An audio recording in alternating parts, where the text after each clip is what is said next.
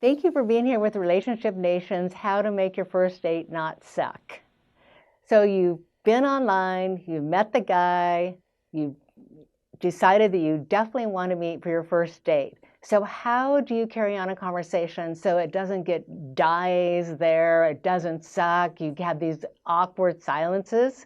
So we're going to talk about how to carry the conversation, make sure it flows, make sure you have fun, make sure that it doesn't suck. Here you go. So, you've gotten your first date with this intriguing new man, and butterflies are flying. You've scheduled an hour for coffee to get to know each other better and to see if you'd like to see each other again after that. So take a deep breath. And remember, the one who asks the questions controls the conversation. You know what you already know about yourself. The goal you have with this meeting is to find out more about him. You should already know a bit about him from all of your, reading his profile, texting back and forth, possibly having a telephone conversation. What would be ideal is if you could do a Zoom call before you meet in person. That way you can figure out if he actually looks like his profile picture. You can kind of get an idea of his vibe a little bit, maybe see the background of how he keeps house, stuff like that. A Zoom call would be really great because then you wouldn't waste time getting together on this 1 hour coffee date if it was like totally a turn off right from that. But let's say that turned out really well and you're intrigued by this person. Well, you should already know about him pretty much, but some of the easy subjects, because you don't want to get too heavy. You don't want to start out like, how do you like your job? Are you sorry? Because maybe they hate their job. How do you like their family? Maybe they hate their family. Who knows? It's just, you want to just like keep it light and easy.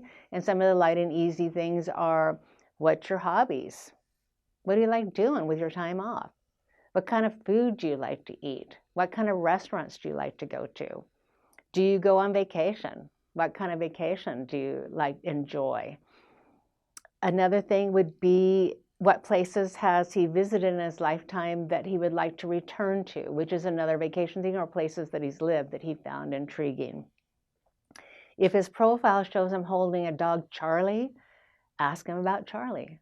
How long have you had Charlie? What do you like about having a dog? And remember that the question that really helps you keep the conversation flowing is why. Why do you like going to Costa Rica on your yearly visit with your pals? Why do you like that? Why do you look forward to that? You might not want to know the answer to that, but at least you get to know him a little bit better. Other questions are, why does he like a certain hobbies that he has? Say he's like a skier, and maybe when he was a little kid, he learned to ski as a child, and he's just kept it up the whole time. Maybe he's passionate about tennis, art, music. There's so many fun hobbies, or maybe he doesn't have any hobbies at all. So you can say, well, why don't you have any hobbies? Well, maybe he works really hard, and that'll tell you something about him to find that out. Ask him if he says he enjoys spending time with his family, then ask him, why does he enjoy his family? What is it about his family that brings him so much happiness? Then you kind of get to know, is he a family person? What does he like about family? Does he like to stay close with them? And then you can make a decision, because maybe you're the type of person that's really not all involved with family. And it might be a little uncomfortable for you. Because when Wayne and I first met each other, I didn't really have that great of a relationship with my family. And he was very close to his. So that was an adjustment that I made. I had to get used to the fact that he loved his family and he wanted to spend time with them. And so for me, it was an adjustment.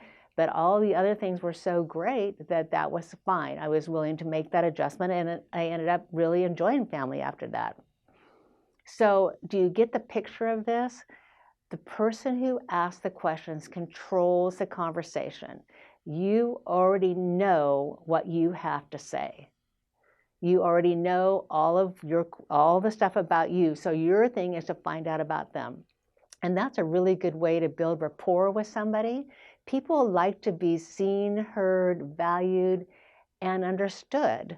And by you asking questions, being there, laughing, having fun, having a big smile, enjoying the conversation, then that person, he feels like he's being seen, heard, understood, and valued. So that's really important.